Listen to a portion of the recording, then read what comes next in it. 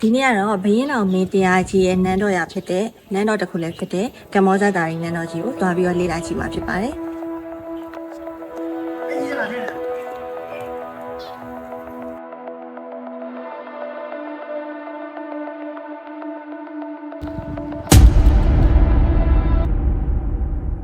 ဒီနေရာကတော့ဒုတိယမြန်မာနိုင်ငံတော်ကြီးကိုတည်ထောင်ခဲ့တဲ့ဘရင်တော်မင်းတရားကြီးရဲ့ဟန်တာဝရီနေပြည်တော်ကြီးရဲ့အလယ်မှာရှိတဲ့ကမ္ဘောဇတာရီနန်းတော်ကြီးတည်ရှိခဲ့တဲ့နေရာဖြစ်ပါတယ်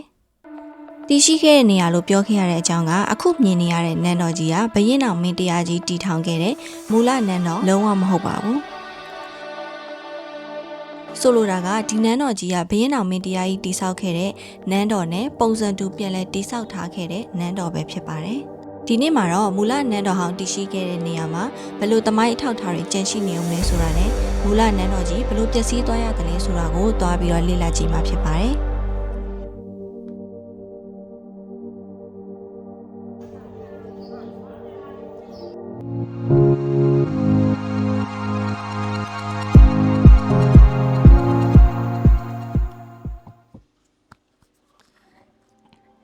ဘရင်အောင်ဆိုတာမြန်မာသမိုင်းမှာဒါမက16ရာစုရဲ့အရှိတောင်အာရှသမိုင်းမှာပါဩဇာကြီးမားပြီးတော့နာမည်ကျော်ကြားတဲ့ဘရင်တစ်ပါးလည်းဖြစ်ပါတယ်။တပင်ရွှေတိနတ်ရွာဆံပြီးရဲ့နောက်မှာနန်းတက်လာတဲ့ဘရင်အောင်မင်းတရားကြီးကအုတ်တာပဲခူးမြို့တော်ရဲ့ကျုံးမြို့ရိုအဆောက်အုံတွေကဟောင်းနှွဲနေတာကတကြောင်မြို့အနေထားအရာကျင်းမြောင်းနေတာကတကြောင်အဲ့ဒါကြောင့်အုတ်တာမြို့ရဲ့အနောက်ဘက်မှာမြို့တော်တစ်တစ်ခုကိုတည်ခဲ့ပါတယ်။အဲ့ဒီမြို့တော်တစ်ကြီးကတော့နောက်တစ်ချိန်မှာပဲခူးမြို့ဖြစ်လာမယ်ဘရင်အောင်ရဲ့ဟန်တာဝရီမင်းမိပြည်တော်ကြီးပဲဖြစ်ပါတယ်။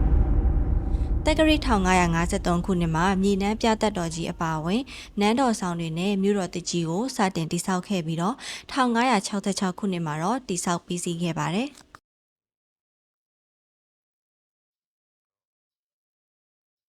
မြေနန်းပြသက်တော်ကြီးနဲ့နန်းတော်ဆောင်တွေတည်ရှိတဲ့နေရာကိုတော့အတွင်းတစ်တက်နဲ့ကာယံစေခဲ့ပြီးတော့ဒီနေရာကိုတော့ကမ္ဘောဇတာရီလို့ခေါ်တွင်ခဲ့တာဖြစ်ပါတယ်။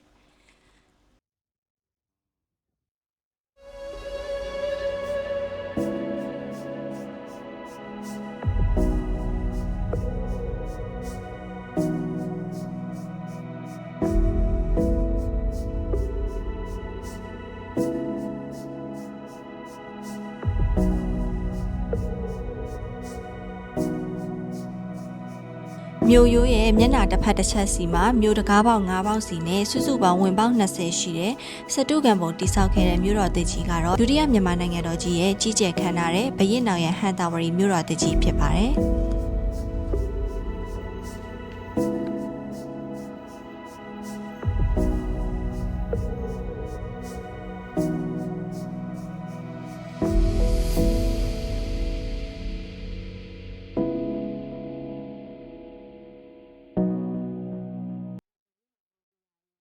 ဟန်တာဝရီပြတ်သုံးခြင်းဘရင်တော်နတ်ရွာဆံပြီးရဲ့နောက်နန်းတက်လာတဲ့တားတော်နန္ဒဘရင်လက်ထက်မှာတော့စီးပွားရေးနဲ့အုပ်ချုပ်ရေးညံ့ဖျင်းမှုတွေကြောင့်လက်အောက်ခံပြည်နယ်တွေရဲ့ပုံကံမှုတွေအများအပြားပေါ်ပေါက်လာခဲ့ပါတယ်။1599ခုနှစ်မှာတော့စစ်ပြိုင်တပ်တွေကဘရင်တော်မင်းတရားကြီးတည်ထောင်ခဲ့တဲ့ကမ္ဘောဇတာရီနန်းတော်ကြီးနဲ့ဟန်တာဝရီကိုမိရှုဖျက်ဆီးခဲ့ကြပါတယ်။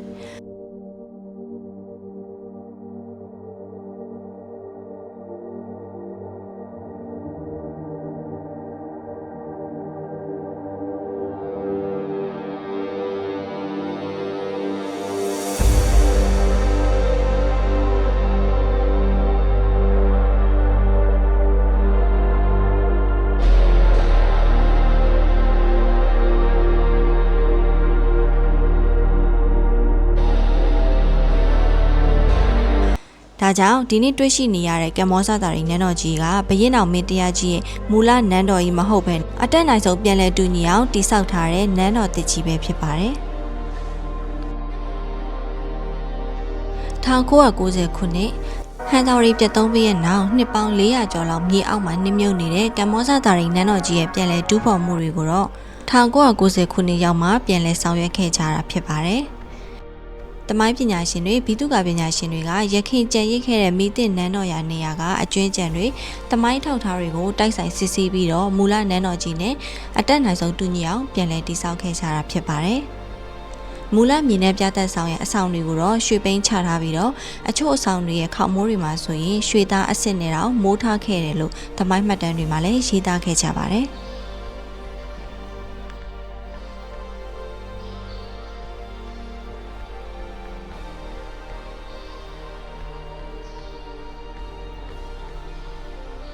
မြေနှမ်းပြသက်ဆောင်ကိုစနုဆောင်လက်ဝဲဝင်းဆောင်လက်ရောင်ဝင်းဆောင်တွေနဲ့ဖွဲ့စည်းထားပြီးတော့အင်္ဂလိပ်အခရာယူပုံတန်ရှိပါတယ်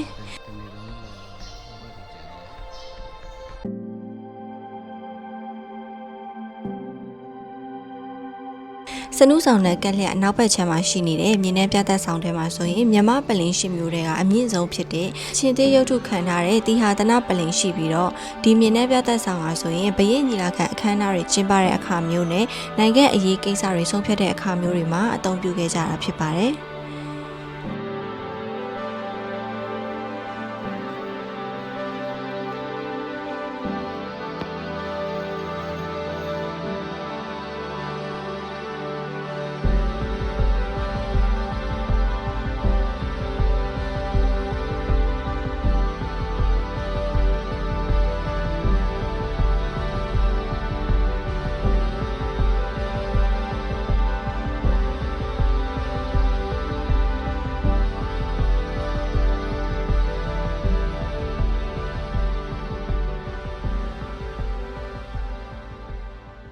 ကမ္ဘောဇတာရီနန်းဆောင်ထဲမှာဆိုရင်မြေနှမ်းပြသက်ဆောင်အပြင်ဗဒုံရုပ်ခန္ဓာတဲ့ဗမရာတနပဏိဆောင်ရှိနေတဲ့ဘရင်တော်မင်းတရားကြီးရဲ့ဆက်တော်ဆောင်ကိုလည်းတွေ့မြင်နိုင်ပါတယ်။ဒီဆက်တော်ဆောင်ရဲ့ထူးခြားချက်ကဒီဆက်တော်ဆောင်ရဲ့မျက်နှာစာကနေလှမ်းကြည့်လိုက်မယ်ဆိုရင်ရွှေမော်ရောစီရီတော်ကြီးကိုလည်းတွေ့မြင်နိုင်တာဖြစ်တဲ့အတွက်ဘရင်တော်မင်းတရားကြီးကဒီနေရာကနေလည်းရွှေမော်ရောစီရီတော်ကြီးကိုဖူးမြော်နိုင်အောင်လို့အိတ်ဆောင်ကိုဒီလိုမျိုးတည်ဆောက်ခဲ့တာဖြစ်နိုင်တယ်လို့လည်းယူဆကြပါတယ်။ဒီကမ္ဘောဇတာရီနန်းတော်ကြီးထဲမှာဆိုရင်ဘရင်တော်မင်းတရားကြီးရဲ့မိဖုရားတွေဖြစ်တဲ့ခင်ကြီးကြီးပြကန်တဲ့ယူရီယာမင်းသမီးဖြစ်တဲ့စုပန်ကလေးရရဲ့အဆောင်မူလကျွန်းတိုင်လုံးတွေကိုပြသထားတဲ့ကျွန်းတိုင်လုံးပြကန်တွေဒါတွေကိုလည်းလေ့လာနိုင်ပါတယ်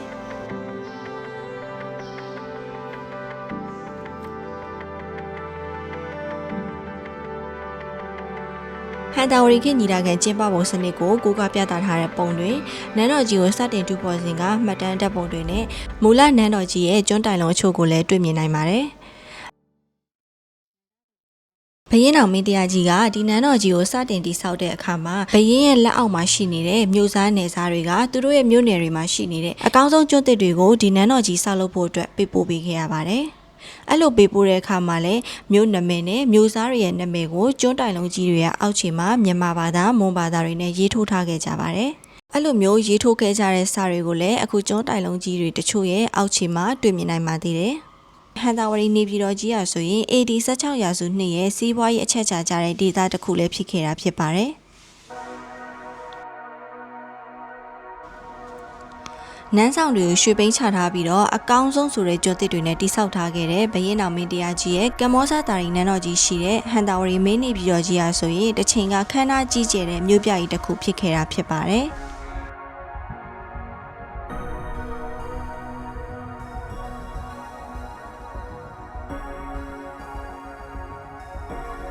ဒီနေ့မှာတော့ဟန်တာဝရီမင်းနေပြည်တော်ကြီးဖြစ်ခဲ့တဲ့ပဲခူးမြို့မှာရှိတဲ့ဘရင်တော်မင်းတရားကြီးရဲ့ကမ္ဘောဇတာရီနန်းတော်ကြီးအကြောင်းကိုပြောပြပေးခဲ့တာဖြစ်ပါတယ်။နောက်ဗီဒီယိုတွေမှာလည်းပဲခူးမြို့တွေကအထင်ကြီးတဲ့နေရာတွေနဲ့ဘရင်တော်မင်းတရားကြီးရဲ့အောင်မြင်ဖြစ်ခဲ့တဲ့နေရာတွေအကြောင်းကိုဆက်လက်ရှာဖွေပြီးတော့တင်ဆက်ပေးသွားအောင်မှာဖြစ်တဲ့အတွက် channel လေးကို subscribe လုပ်ခဲ့အောင်နော်။နောက်ဗီဒီယိုတွေမှာပြန်တွေ့ပါမယ်။